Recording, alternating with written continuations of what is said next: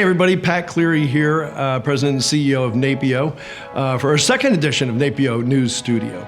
So I'm just back from Palm Springs, California, from the NAPEO Annual Conference and Marketplace, and it was just a great trip and a great week. The turnout was fantastic. You know, last year we were just coming off the pandemic. We had a little dip, not much, but a little dip, but we recovered that this year. We had our tracks at the conference based on PEO operations. So we had one for accounting and finance, one for CEOs, one for HR and legal and compliance, one for marketing and sales, of course, one for everybody's favorite topic these days, cybersecurity.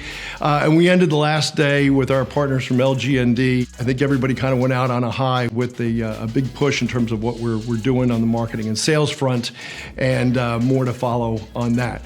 We heard from John McClain as our keynote speaker, just an inspirational guy with a terrific story. I think everybody was changed by his remarks and his story.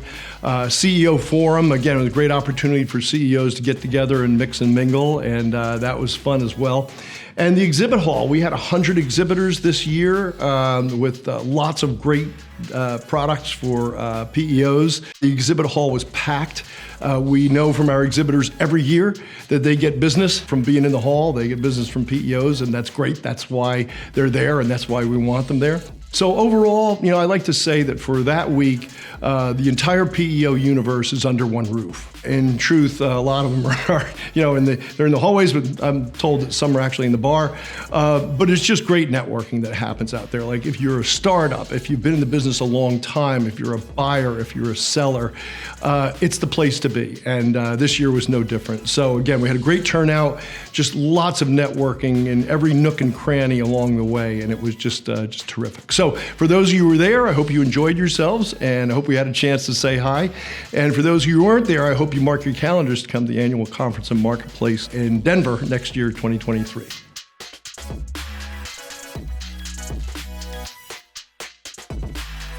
Next topic, focus groups.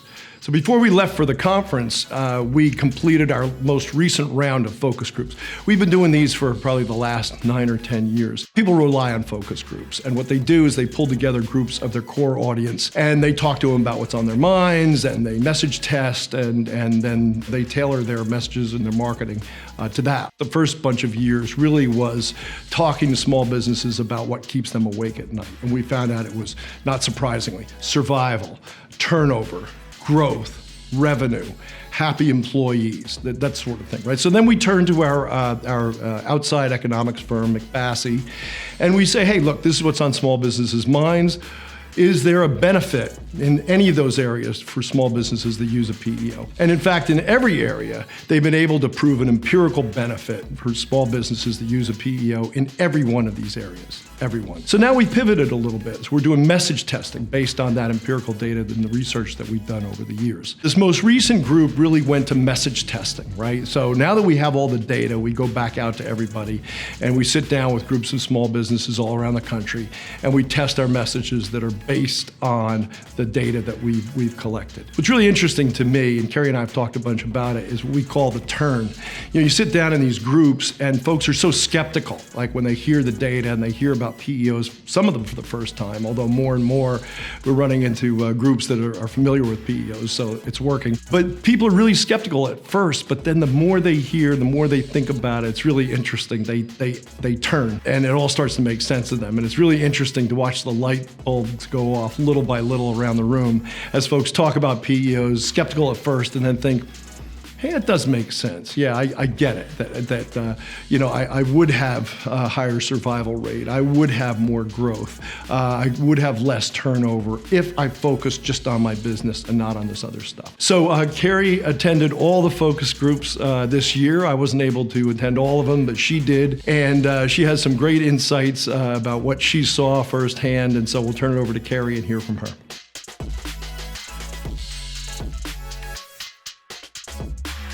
For this year's focus groups, we started in New York City, where we did 3 focus groups with a great group of business owners. Then we moved to a virtual platform, which allowed us to have a greater reach in terms of the geographic area, and we're not tied to one specific region. The groups are based on company size, as they always are, but this year we did something a little different, and we also segmented them based on whether they have primarily hourly employees or primarily salaried employees. Every focus group is really different, and that's what makes them so fascinating.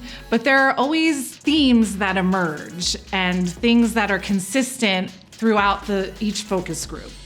And this year, one of those themes was the business owners really like the messages that talk about how a PEO is a partner with very specialized expertise that they themselves don't have. They understand that they don't know everything, and they would love to be able to hand off some of those things to a really expert partner. The other theme that emerged was that they also want to work with a partner who has taken the time to understand their specific business. They don't want a one-size-fits-all approach. They want someone who knows their specific needs and their specific business. They also want referrals from businesses that they know, possibly in their industry, but also, the neighbor down the street or someone that they can really trust. We'll be publishing a full market research report that includes all of the information and insight from the focus groups, as well as the research we're doing with trusted advisors, and a new survey of 500 small and mid-sized business owners. It's going to be a really comprehensive report that will be available later this year. But in the meantime, you can view the recordings of the focus groups and see for yourself at napeo.org/focus groups. Our last topic today is NAPEO strategic plan. So every 3 years we get together with our leadership, our board and our leadership council chairs, and we set the course for the next 3 years. So this year we met last March in Point Clear, Alabama with that group and also with top NAPEO staff. And we have a facilitator come in and we just sort of hammer it out. We start with a blank sheet and we look at where we are, we look at where we're going, and we set a course for the next couple of years. So the strategic plan this year is made up of 5 goals.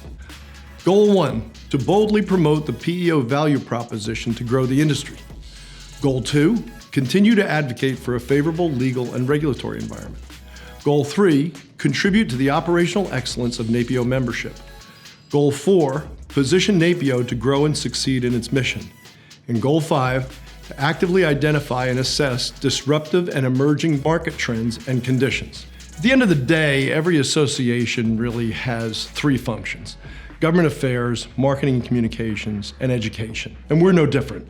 So you'll always see those pillars in the NAPEO strategic plan, but we fine-tune and we change it a little bit. And over the last couple of years, we've really added a focus on members' operations, and that really has come from our board and leadership, is because we are really the lone educators here in the PEO industry. Members look to us to do the education on the whole array of issues that you all face out there. Ops will always be part of our strategic plan, and then you'll see in that awkwardly worded Goal 5 really is about looking around corners, and that's our challenge, to always be on the lookout for emerging trends in this industry and to see what's coming down the pike and to prepare you, our members, for that.